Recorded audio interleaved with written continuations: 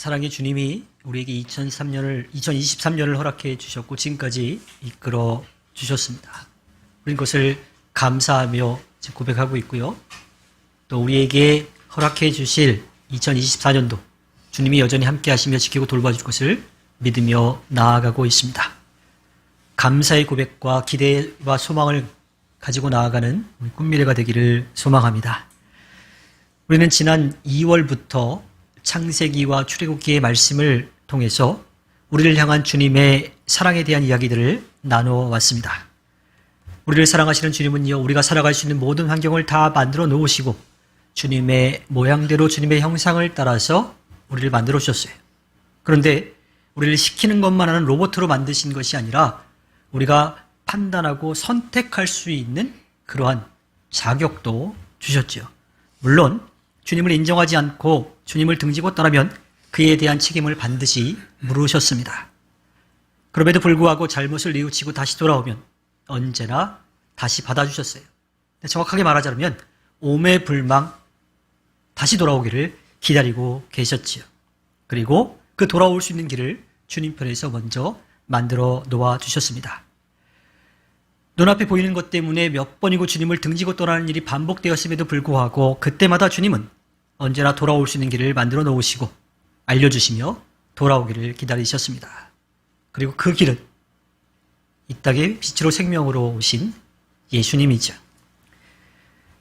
아브라함은요, 아버지 데라가 하란 땅에서 우상을 만들어 팔았을 때 아버지가 만드는 우상은 아무것도 할 수 없다라고 하는 것을 알았어요. 그럼 그것을 살아오는 사람들이 참 머리속에 여긴 거죠. 그렇다면 이 세상에 존재하는 신, 이런 그 존재는 어떤 존재일까? 그 존재를 꼭 만나고 싶다라고 하는 그런 마음을 갖고 있었어요.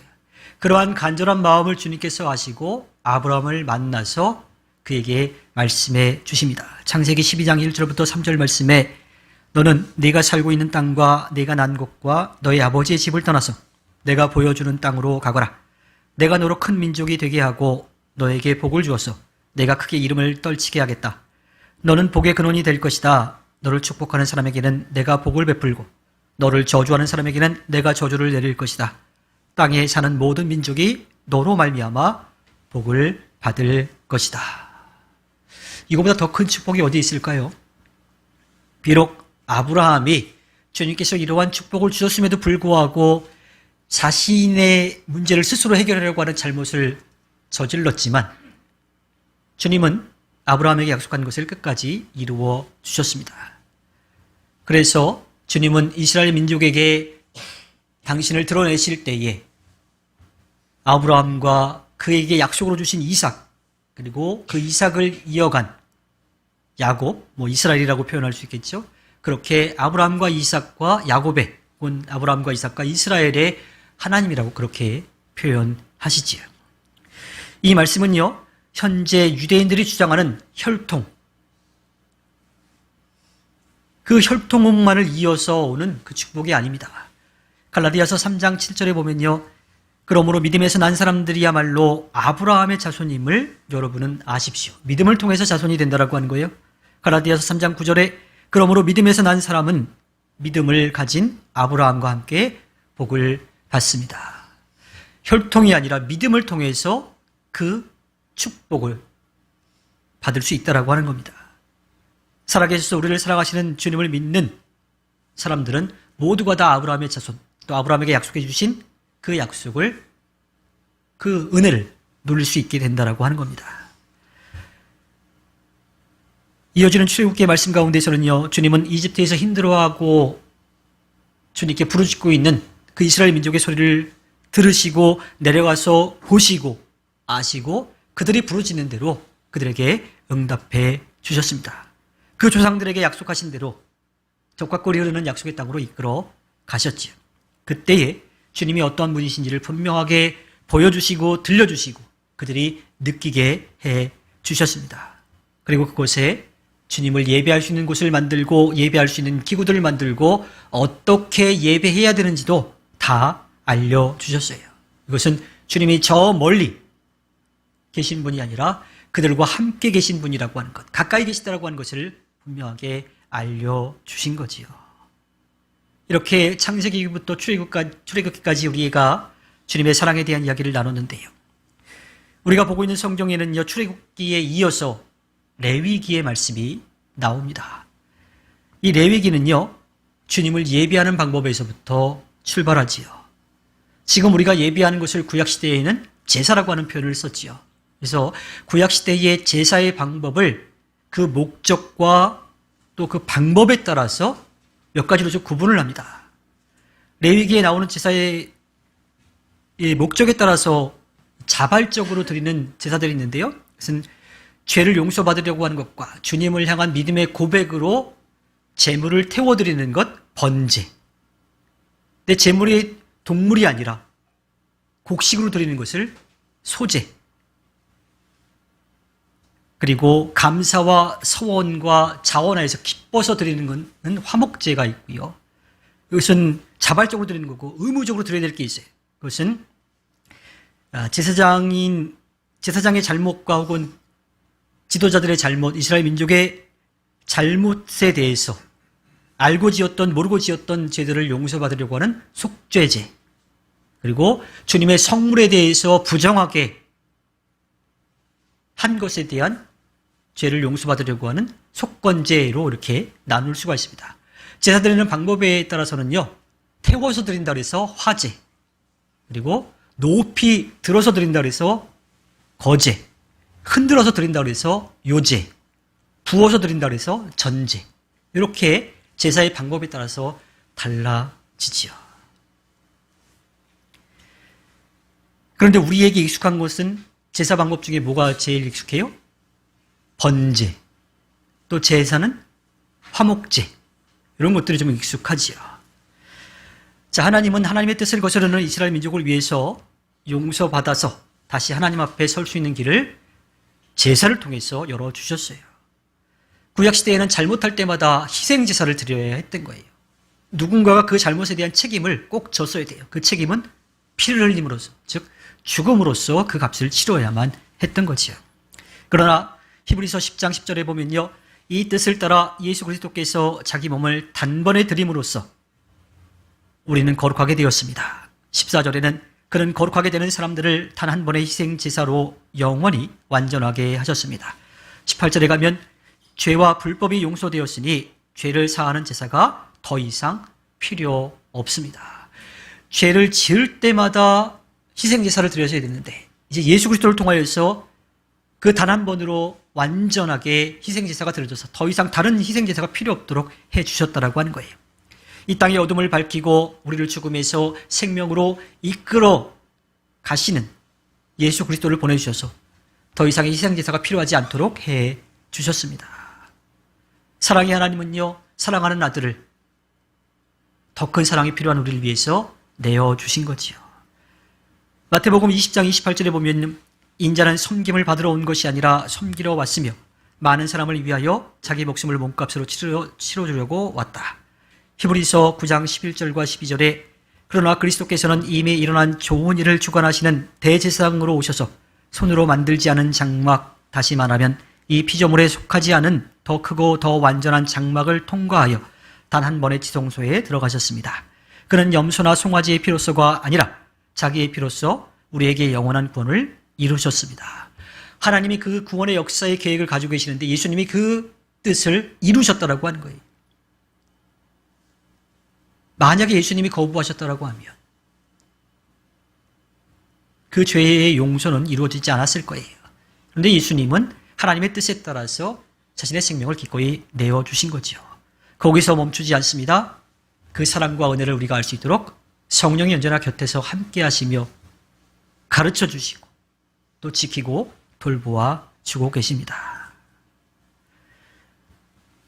사도 바울은요, 유대인과 이방인들이 함께 모여 예배하고 있는 이 로마 교회의 갈등의 문제를 해결하기 위해서 로마서에 편지를 씁니다. 로마에 있는 교회인데 유대인들도 있었고 더 많은 수의 이방인들이 있었어요. 그렇다면 또 단적으로 생각한다면 예배 분위기가 어땠을까요? 유대교식으로 예배할까요? 아니면 이방인식으로 예배할까요? 원래 기가 센 사람 쪽 예배를 할까요? 계속 그것 때문에 갈등이 있는 거예요. 유대인들은 자신들이 살아왔던 율법주의적인, 그러니까 그 형식을 굉장히 중요시 하면서 그걸 꼭 지켜야 된다고 이야기를 하고, 이방인들은 그걸 잘 몰라요. 그냥 세워진 데서 거기에 맞춰서 예배하든지 아니면 자기들이 살아왔던 삶의 방식을 가지고 예배하는 거예요. 그러면 어떻게 돼요? 서로 자기 것들이 맞다라고 주장하면 부딪힐 수밖에 없는 거지요. 그러한 부딪힘 가운데 있을 때 사도 바울이 안타까운 마음을 가지고 로마 교회에 편지를 쓴 것이 바로 로마서입니다. 그러면서 사실은 사도 바울은 유대인이지만 유대인의 입장에서가 아니라 이방인의 입장에서 유대인들을 좀 설득하는 이야기들을 해요. 특별히 이 로마 교회 성도들에게 바른 믿음을 가질 수 있도록 믿음에 대해서 이야기를 합니다. 예수 그리스도가 우리의 모든 죄를 용서해 주시기 위해서 이 땅에 오셨고 대신 짊어지시고 십자가에 못 박혀 돌아가심으로써 우리의 모든 죄가 용서받을 수 있는 길이 열렸다. 그것을 믿으면 하나님의 사랑과 구원의 은혜를 누릴 수 있다라고 하는 이야기예요. 근데 로마 교회에 있는 유대교 그리스도인들도 그건 알아. 아는데 뭐가 더 중요해? 자신들이 지켜왔던 율법 행위가 중요한 거야. 그러니까 이방인들이 그것을 하지 않으니까 너희들은 잘못되었다라고 계속 이야기를 했던 거예요. 그 가운데 할례가 굉장히 문제가 됐던 거지요. 그러한 이야기 가운데 오늘 우리가 함께 나누는 말씀은요, 그런 행위가 아니라, 그 율법이 아니라 믿음으로 구원의 은혜를 누린다라고 사도 바울은 분명하게 이야기합니다. 로마서 3장 21절에 그러나 이제는 율법과는 상관없이 하나님의 의가 나타났습니다. 그것은 율법과 예언자들이 증언한 것입니다. 율법이 아니라 여전히 부족한 우리지만 의롭다고 여기시는 주님의 긍휼로 우리가 구원의 은혜를 누릴 수 있다라고 하는 거예요. 주님은 주님의 사랑과 은혜를 통해서 그것을 우리가 믿을 때에 우리가 구원의 은혜를 누릴 수 있다라고 전하고 있습니다. 이것은요, 신약에서 갑자기 나타난 말씀이 아니에요. 이미 구약에서도 믿음으로 의롭게 여김을 받는 이야기들이 나오지요. 창세기 15장 6절에 아브라함이 주님을 믿으니 주님께서는 아브라함의 그런 믿음을 의로 여기셨다. 사도 바울이 로마서 1장 17절에서 인용한 하박국 2장 4절에 보면요, 마음이 한껏 부푼 교만한 자를 보아라. 그는 정직하지 못하다. 그러나 의인은 믿음으로 산다. 그러니까 믿음이라고 하는 것으로 구원의 은혜를 누린다라고 하는 것, 주님으로부터 의롭다라고 여김을 받는다라고 하는 것이 그냥 신약시대에 뚝 떨어진 게 아니라고 하는 거예요. 이미 하나님은 하나님을 믿는 믿음을 통해서 사람들을 의롭다라고 여겨 주셨던 거지요. 그렇다고 율법이 필요 없는 것은 아닙니다. 율법의 가장 큰 목적은 하나님이 살아계시다라는 것을 알 수 있도록 도와주는 역할을 해요. 우리가 주님을 등지고 떠나는지 안 떠나는지를 알 수 있는 그 선을 그어주는 거예요. 유대인들이 가지고 있는 율법주의가 문제지 율법 자체가 문제가 있는 것은 아닙니다. 마태복음 5장 17절에 보면 내가 율법이나 예언자들의 말을 폐하러 온 줄로 생각하지 말아라. 폐하러 온 것이 아니라 완성하러 왔다. 예수님이 말씀하시는 거예요. 예수님도 그 율법, 살아계신 하나님의 말씀, 그 가르침을 완성하러 왔다라고 말씀하시죠. 로마서 7장 12절에는 그러므로 율법은 거룩하며 계명도 거룩하고 의롭고 선한 것입니다. 사도 바울도 로마 교회에 이방인들의 입장에서 편지를 쓰고 있지만 그도 절대로 율법에 대해서 이것은 잘못되었다 버려야 될 거다라고 하는 이야기를 하지 않습니다. 다만 상대적으로 우리가 그렇게 느낄 뿐이죠. 사도 바울도 율법은 거룩하고 의롭고 선한 것이라고 그렇게 인정하고 있습니다. 다만 유대인들의 율법주의적 잣대로 다른 사람들의 믿음을 평가하려는 것을 막으려고 한 거예요. 그들이 바른 믿음을 가질 수 있도록 좀 더 힘주어서 말했을 뿐인 거죠. 이어지는 로마서 3장 22절에 보면요, 하나님의 의는 예수 그리스도를 믿는 믿음을 통하여 오는 것인데 모든 믿는 사람에게 미칩니다. 거기에는 아무 차별이 없습니다. 유대인들의 입장에서는 할례도 받지 않고 혈통도 유대 혈통이 아닌 사람들이 구원의 은혜를 누린다라고 하는 것이 조금 껄끄러웠던 거예요. 그 율법 행위를 하지 않는 것이 껄끄러웠던 거예요. 그런데 하나님의 의는 예수 그리스도를 통하여서 그 믿는 믿음을 통해서 모든 사람들에게 차별 없이 구원의 은혜를 누린다라고 사도 바울이 이야기하고 있죠. 유대인이든 이방인이든 행위가 아니라 믿음으로 구원의 은혜를 누린다라고 하는 겁니다. 사도 바울은 율법을 지키지 않는 이방인들을 향한 유대인들의 손가락질을 멈추게 하고 있습니다. 이어지는 로마서 3장 23절과 24절에 모든 사람이 죄를 범하였습니다. 그래서 사람은 하나님의 영광에 못 미치는 처지에 놓여 있습니다. 그러나 사람은 그리스도 예수 안에서 얻는 구원으로 말미암아 하나님의 은혜로 값없이 의롭다는 선고를 받습니다. 이 땅에서 죄를 짓지 않고 살아갈 수 있는 사람이 있을까요? 물론 정말 착하게 살아가는 사람들을 향해서 우리가 저 사람 법 없이도 살 수 있는 사람이야 라고 이야기할 때가 있어요. 하지만 제가 그렇게 살지 못하기 때문에 이렇게 얘기하는지 모르겠지만 겉으로 보기에는 말로 행동하는 거에서는 그렇게 보이지만 그 속마음은 어떨지 사실은 아무도 모르는 거거든요. 그리고 정말 보이지 않는 것까지도 그렇게 살아가는 사람이라 하더라도요. 다른 주님에 대한 믿음의 고백이 없더라면 내가 주님으로부터 지음을 받은 존재라고 하는 그런 겸손한 마음이 없더라면요. 그런 주님을 인정하지 않는 잘못을 범하고 있는 거예요. 우리 스스로 주님 앞에 온전히 설 수 없기 때문에 우리는 모두가 다 죄인이라고 하는 이야기를 합니다. 그래서 우리를 더 잘 아시는 주님은 우리가 주님 앞에 설 수 있는 길을 주님 편에서 열어주셨죠. 그 길을 값없이 열어주셨습니다. 그래서 우리는 선물이라고 하는 뜻을 담고 있는 은혜라고 그렇게 표현하지요. 그 은혜를 누릴 수 있는 길은 오직 믿음뿐입니다. 그것을 믿고 주님 앞에 나아갈 때에 주님은 우리를 의롭다라고 여겨주십니다. 우리의 모든 잘못을 대신 짊어지시고 십자가에 못 박혀 돌아가신 예수님, 구약시대의 제사로 본다라면 어떠한 제사에 속할까요? 죄를 용서해 주시기 위해서 희생 제물이 되었다. 그러면 그 제사는 어떤 제사일까요?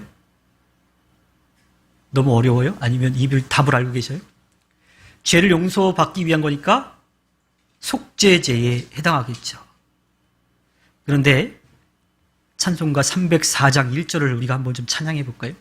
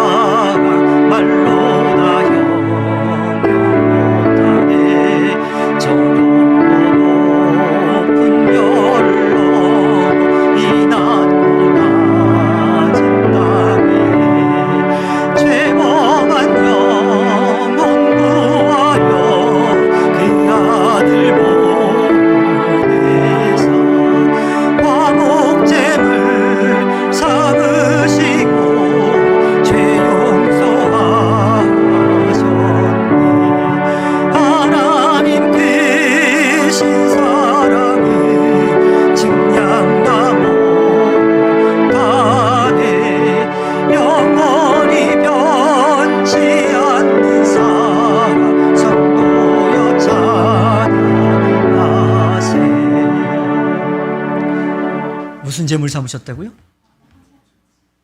죄를 용서받으려면 속죄 제물이 되어야 되는데 왜 화목 제물이 되셨을까?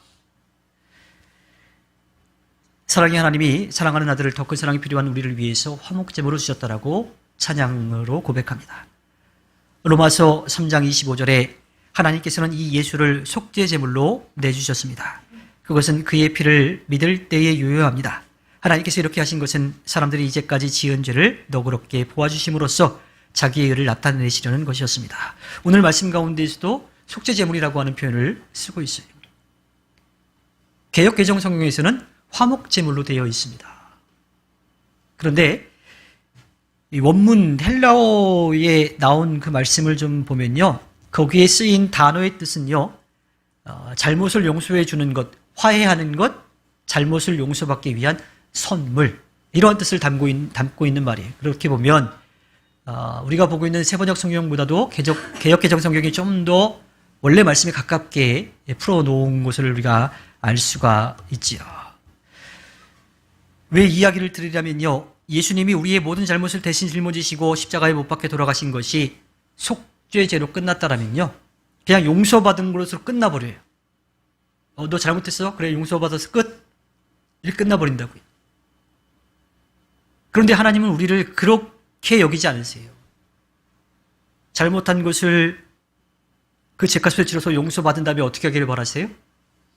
다시 만나주시기를 바라는 거예요. 다시 기뻐하면서 만나기를 바라시는 거예요. 그래서 예수님이 속죄 제물로 끝나는 것이 아니라 화목 제물이 되신 거예요. 화목은 자발적으로 드린다고 그랬죠.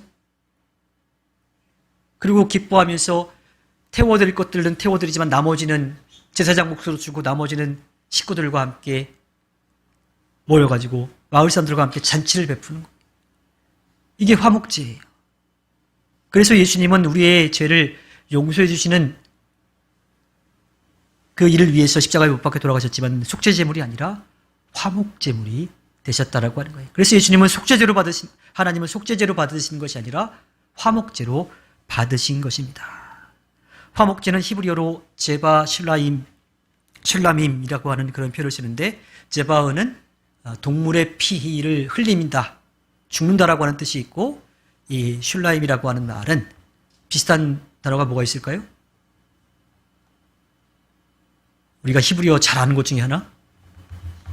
샬롬. 네. 그러니까 화목제라고 하는 것은 피 흘려 죽지만 평화를 이룬다라고 하는 것. 또 그 안에는 무슨 뜻이 담겨 있냐? 누가 보기에도 만족할 수 있게끔 온전하게 된다라고 하는 거예요. 그러니까 하나님이 우리를 죄에서 자유하게 하시고 온전하게 되어서 다시 만나주시는 단계까지도 나아가신다라고 하는 겁니다. 이렇게 주님은 우리에게 구원의 은혜를 베풀어 주셨을 뿐만 아니라 다시 온전케 하셔서 만나주시는 것까지 나아가는 거예요. 그렇게 주님을 만나는 것까지가 주님이 우리에게 기대하시는 의라고 하는 겁니다. 로마서 3장 26절에 하나님께서 오래 참으시다가 지금 이때에 자기의 의로우심을 나타내신 것은 하나님은 의로우신 분이시라는 것과 예수를 믿는 사람은 누구나 의롭다고 하신 것을 보여주시려는 것입니다. 하나님의 사랑이 사랑하는 아들을 통해서 화목제물로 세우신 그 두 가지 목적을 다 이루시는데, 하나는 하나님의 의로움을 나타내시는 건데, 그 의로움이라고 하는 것은 예수 그리스도를 믿는 모든 사람들이 의롭다라고 여겨주시는 것을 위한다라고 하는 거예요. 그러니까 하나님의 의를 이루셨는데 그 의를 이룬 것은 우리가 용서받고 하나님의 사랑을 누리는 것, 그 관계를 다시 회복하는 것까지 나아간다라고 하는 겁니다. 로마서 5장 6절에 우리가 아직 약할 때에 그리스도께서는 제때에 경건하지 않은 사람들을 위하여 죽으셨다라고 말합니다. 제때라고 하는 것은 이미 구원의 역사를 주님은 펼쳐가고 계셨다라고 하는 거예요. 이 세상을 만드시기 전부터. 그리고 예수님이 오시는 그때가 모든 인류를 구원하기에 가장 좋은 때였기 때문에 그때 이 땅에 오셨다라고 하는 겁니다. 이제 예수님의 죽음을 통해서 하나님은 우리의 잘못에 대해서는 철저하게 그 값을 치르는 분이심을 보여줌으로써 자기의 의를 나타내셨어요. 우리를 사랑하시는 것, 우리가 그 사랑을 누리기를 원하시는 것들인 거지요. 또한 예수님을 믿는 모든 사람들의 잘못에 대한 문제를 해결해 주심으로써 우리에 대한 주님의 사랑을 드러내 보여주셨습니다. 우리의 구원은 하나님께서 값없이 베풀어 주신 선물이며 이것은 영원한 가치를 지니는 것입니다. 사도 바울은 로마 교회에 보내는 편지 가운데 그 믿음에 대한 이야기를 하고 있어요. 공의와 정의의 하나님은 주님을 등지고 떠났을 때에 벌하실 수밖에 없지만 사랑의 주님이시기 때문에 다시 돌아오시는 길을 열어주셨습니다. 그 길을 알고 그 은혜를 누리는 것을 주님이 기뻐하시고 기대하시고, 그것이 주님의 의입니다. 용서해 주시는 것으로 끝나는 것이 아니라 새롭게 하셔서 다시 만나주시는 것, 그 안에서 기뻐하며 함께 즐거워하는 것, 그것을 위해서 예수님이 희생제물, 그것은 속죄제로 끝나는 것이 아니라 화목 축제물이 되셔서 그 모든 것을 해결해 주시고 또 열어주시게 된 겁니다. 우리는 그러한 주님의 사랑과 은혜를 누리며 살아가야 합니다. 주님은 우리보다도 우리를 더 잘 아시고 또 우리를 사랑하십니다. 그 믿음으로 소망을 품어서 사랑하는 꿈 있는 미래교회가 되기를 바랍니다. 또 우리를 믿고 맡겨주신 십자가를 기쁘게 지고 나아가서 주님께 기쁨 드리는 꿈 미래가 되기를 소망합니다. 새롭게 하셔서 주님과 함께하는 것을 기뻐하시는 그 주님의 마음을 알아서 주님의 뜻을 이루고 주님 앞에 기쁨 드리는 꿈 미래가 되기를 주님의 이름으로 부탁드립니다. 이 시간 나눈 말씀을 기억하면서 다짐의 기도를 하겠습니다.